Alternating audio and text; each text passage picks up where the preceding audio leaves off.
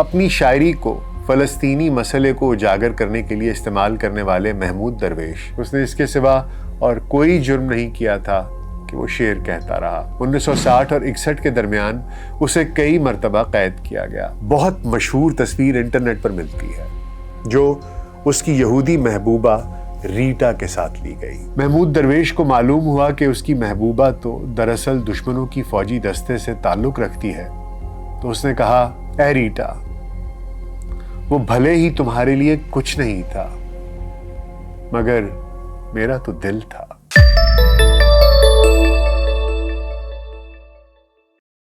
VLC pod cost میں doctor ناصر bag کے ساتھ آپ کی خدمت میں حاضر ہیں۔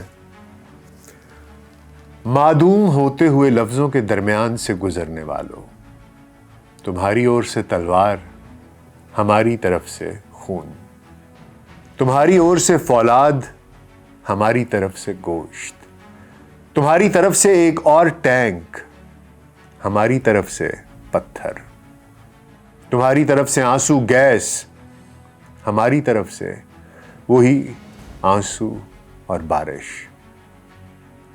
ہم پر بھی اور تم پر بھی آسمان، ہمارے لیے بھی اور تمہارے لیے بھی ہوا۔ اس لیے لے لو ہمارے خون میں سے اپنا حصہ اور چلے جاؤ کسی رقص کی تقریب میں، ہمیں تو ابھی آبیاری کرنی ہے، پھولوں کی، شہیدوں کی، ہمیں تو ابھی اور زندہ رہنا ہے، جہاں تک بھی ممکن ہو سکے گا زندہ رہنا ہے۔ عرب دنیا کے عظیم شاعر محمود درویش کی نظم کا یہ اردو ترجمہ تھا جو فاروق حسن نے کیا ہے۔ زندگی بھر اپنی شاعری کو فلسطینی مسئلے کو اجاگر کرنے کے لیے استعمال کرنے والے محمود درویش 13 مارچ سن 1941 کو فلسطین کے ایک گاؤں البروا میں پیدا ہوئے۔ درویش ابھی 6 برس کے ہوئے تھے کہ ان کے گاؤں پر آفتوں کا نزول ہوا۔ اسرائیلی فوج نے سینکڑوں فلسطینی دیہاتوں کی طرح محمود درویش کے گاؤں پر بھی قبضہ کر لیا اور ظلم و ستم کا آغاز کر دیا تاکہ جو اصل باشندے ہیں وہ وہاں سے بھاگ جائیں۔ قتل و غارت سے بچنے کے لیے اس کا کنبہ لبنان فرار ہو گیا۔ پھر جب وقتی طور پر امن قائم ہوا تو گھر والوں نے واپسی میں تاخیر کر دی اور اسرائیل کی مردم شماری میں شامل ہونے سے اس کا کنبہ رہ گیا اور غیر قانونی پناہ گزین قرار پائے۔ اب اس کا گاؤں ایک کھنڈر ہے، اس کے گاؤں میں خاک اڑتی ہے، وہ سارے نشانات مٹ گئے جو شاعر کے حافظے میں تر و تازہ تھے۔ اس وقت تک اسرائیل کے فلسطین کے عرب شہری فوجی حکومت کے زیر نگین تھے اور ایمرجنسی کا ایک پیچیدہ سلسلہ قوانین ان پر نافذ تھا، جن میں یہ قانون بھی شامل تھا کہ وہ ملک کے اندر بھی سفر کرنے کے لیے اجازت نامہ حاصل کریں گے۔ شناخت کے ان کاغذات سے محروم یہ شاعر مستقل زد پر تھا اور اسرائیلی حکومت اس کی مستقل نگرانی کرتی رہی۔ 1960 اور 61 کے درمیان اسے کئی مرتبہ قید کیا گیا اور اسے اپنے ہی گھر میں نظر بند بھی رہنا پڑا۔ اس نے اس کے سوا اور کوئی جرم نہیں کیا تھا کہ وہ شعر کہتا رہا اور اپنے وطن میں اجازت نامے کے بغیر سفر کرتا رہا۔ اسے پہلی مرتبہ حیفا سے جانے کی اجازت ملی، لیکن رات تک واپس آ جانے کی شرط پر، تاکہ پولیس اسٹیشن میں اندراج کرا سکے۔ اس حالت میں کی جانے والی شاعری نے اسے بے وطنوں کا شاعر بنا دیا، جس میں فلسطین کی سرزمین کہیں اس کی محبوبہ بن جاتی ہے اور کہیں ماں، جس کے ہاتھ کی بنی ہوئی روٹی اور کافی کو وہ ترستا رہتا ہے۔ اپنی سرزمین سے متعلق بہت سی تشبیہات اور خیالات شعری استعارات اور علامتیں بن کر اس کی شاعری میں نمایاں ہوئیں۔ مثلاً گھر، ماں، روٹی، پانی، پھل، مٹی، ریت، زیتون، درخت، گھوڑا، ستارہ، دھوپ، خون اور زخم۔ محمود درویش کی نظمیں چھوٹے چھوٹے زخم ہیں۔ درویش کی داستان عشق بھی اس کی زندگی کی عکاسی کرتی ہے۔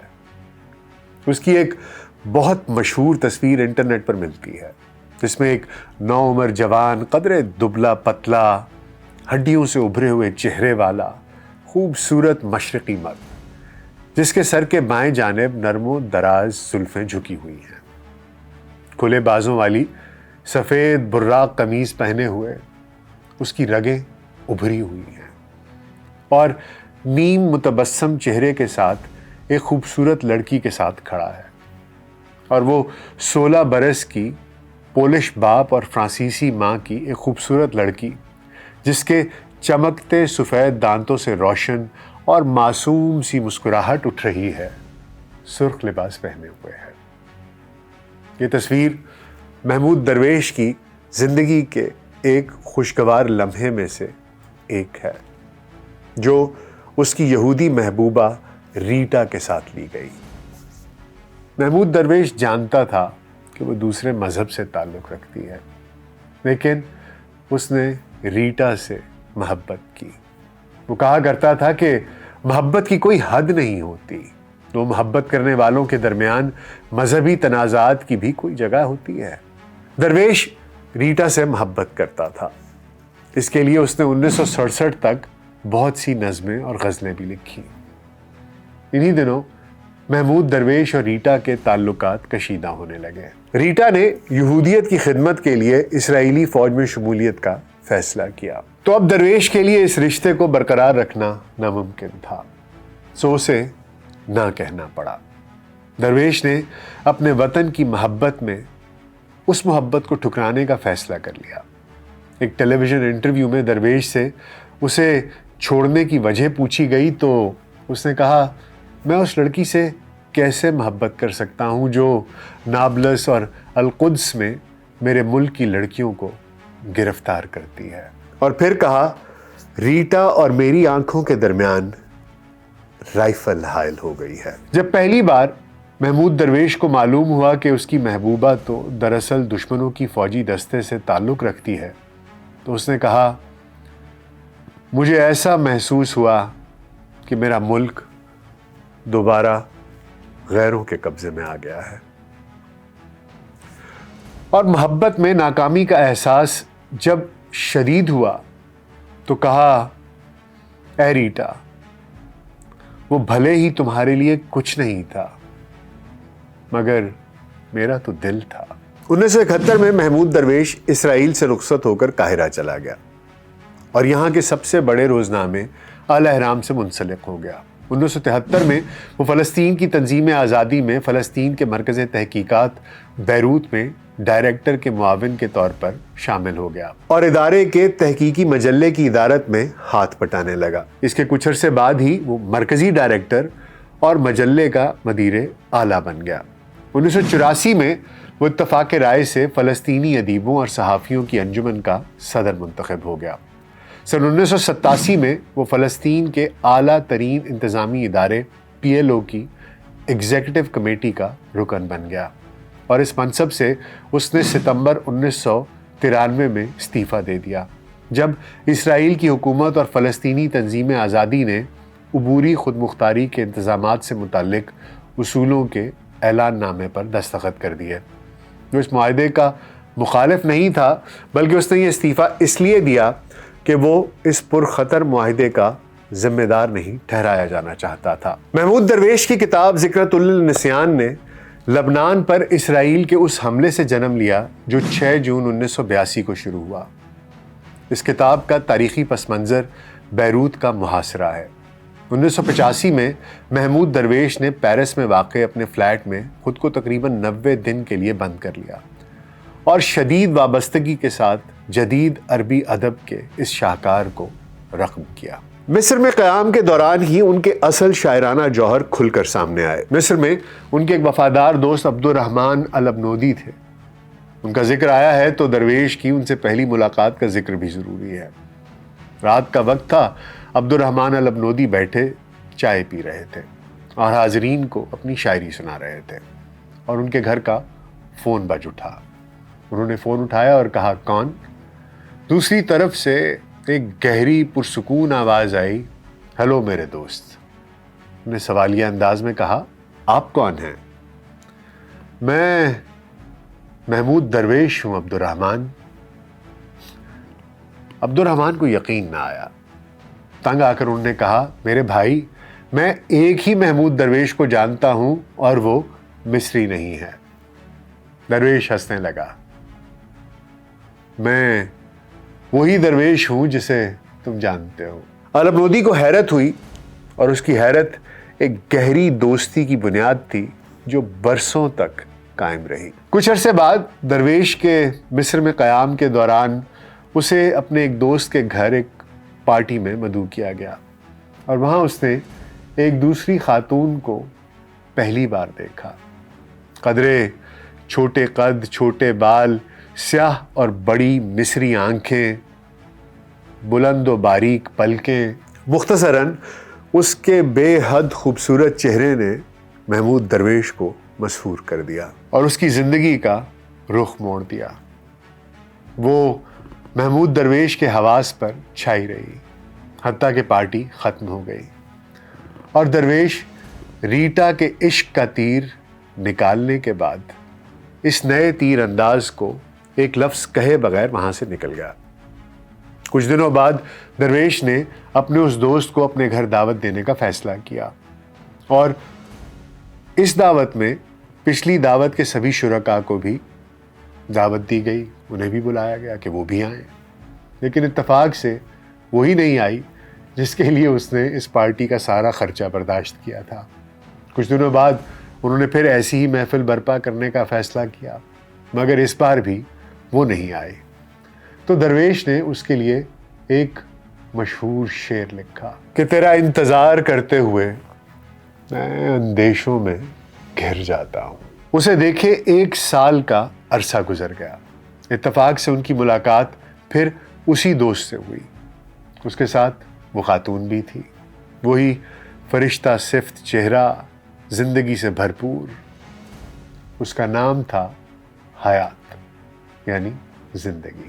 اب کی بار اس سے تعارف ہوا، اور اب درویش کی زندگی کا ایک نیا صفحہ مصری مترجم حیات الحینی سے اس کی شادی سے شروع ہوا۔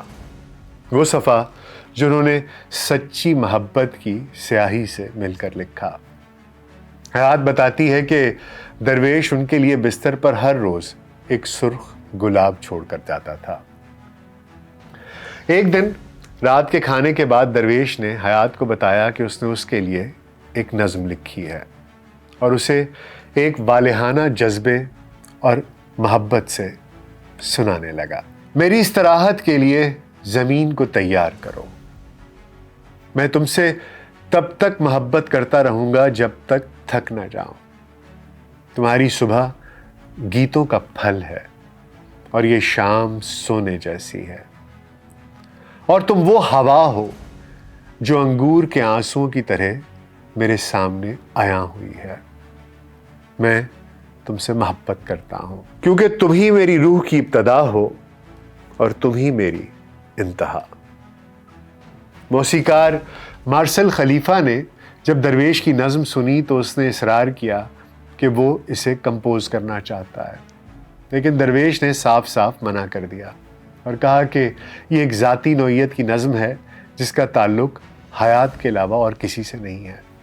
مگر آخری رخصت سے قبل ایک اہم سرجری کے لیے امریکہ جانے سے پہلے درویش نے مارسل سے رابطہ کر کے اس سے وہ نظم گانے کی درخواست کی، اور اس طرح درویش اور حیات نے اپنی سچی محبت کو الوداع کہا۔ امریکہ میں ہی محمود درویش کا انتقال 9 اگست 2008 میں ہوا۔ ان کی وفات پر استاد لکھاری وجاہت مسعود نے کہا تھا کہ فلسطین کے ممتاز ترین شاعر محمود درویش کی موت دنیا بھر کے ان سب ادیبوں کے لیے بہت بڑا صدمہ ہے جو قلم کو سچ کے بیان کا ہتھیار سمجھتے ہیں، جو لکھے ہوئے لفظ کو بھوکے، کمزور، بے گھر اور بے روزگار افتادگان خاک کی حالت بتانے کا ذریعہ سمجھتے ہیں۔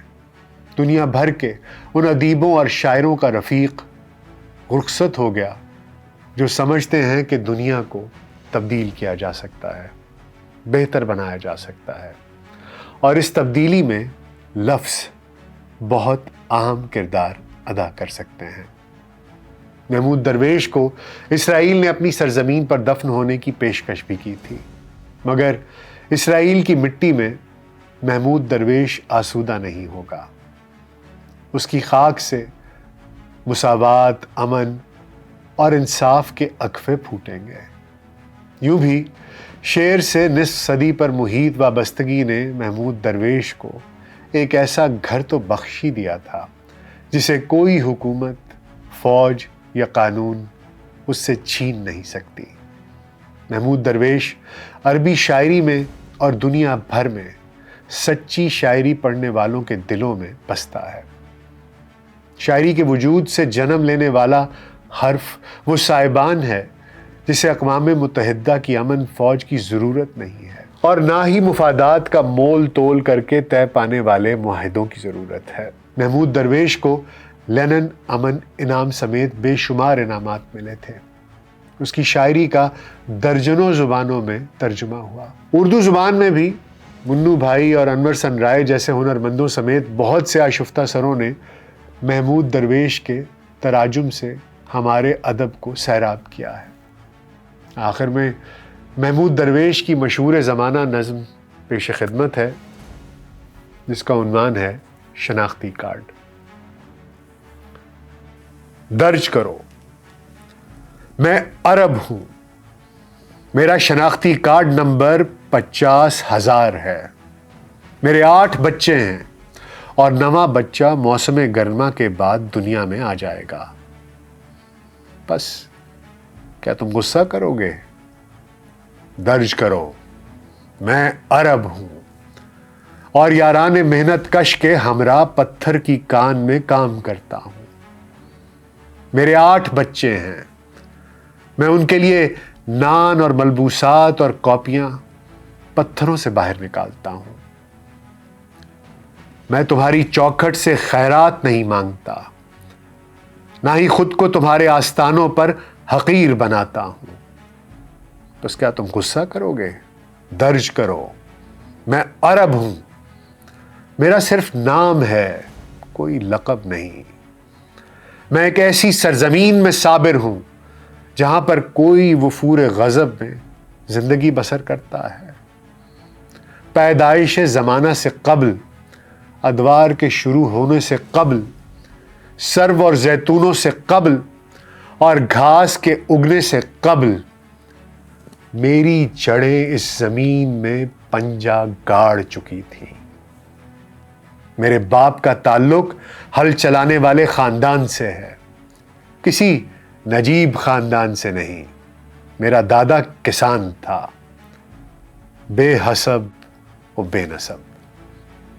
قبل اس کے کہ وہ مجھے کتاب پڑھنا سکھائے، اس نے مجھے سورج کا طلوع ہونا سکھایا۔ میرا گھر پہرے دار کی کوٹھڑی کی مانند ہے، شاخوں اور سرکنڈوں سے بنا ہوا۔ بس کیا تم میری حیثیت سے راضی ہو؟ میرا صرف نام ہے، کوئی لقب نہیں۔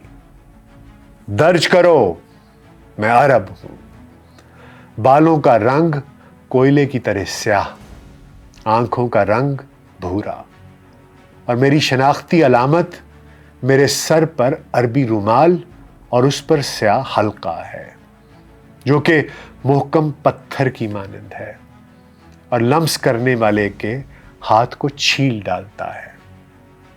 میری پسندیدہ ترین غذائیں روغن زیتون اور پھلیاں ہیں۔ میرا پتہ، میں ایک دور دراز اور فراموش شدہ گاؤں سے ہوں جس کی سڑکیں بے نام ہیں اور جس کے تمام رجال مزرعات اور پتھر کی کانوں میں کام کرتے ہیں۔ بس کیا تم غصہ کرو گے؟ درج کرو، میں عرب ہوں اور تم نے میرے اجداد کے باغات چرا لیے ہیں، اور وہ زمین بھی جہاں میں اپنے تمام بچوں کے ہمراہ کاشتکاری کیا کرتا تھا، تم نے میرے لیے اور میرے تمام پوتوں کے لیے کچھ بھی باقی نہیں چھوڑا سوائے ان پتھروں کے۔ تو کیا تمہاری حکومت، جیسا کہ کہا گیا ہے، ان پتھروں کو بھی چھین لے گی؟ لہذا درج کرو صفحہ اول پر سب سے اوپر، میں لوگوں سے نفرت نہیں کرتا، نہ ہی کسی پر تجاوز کرتا ہوں، لیکن جب مجھے بھوک لگے گی تو غاصب کا گوشت کچا چبا جاؤں گا۔ خبردار رہو میری بھوک سے اور میرے غصے سے۔ امید ہے آپ کو آج کا پوڈ کاسٹ پسند آیا ہوگا۔ اپنا خیال رکھیے گا۔ شکریہ۔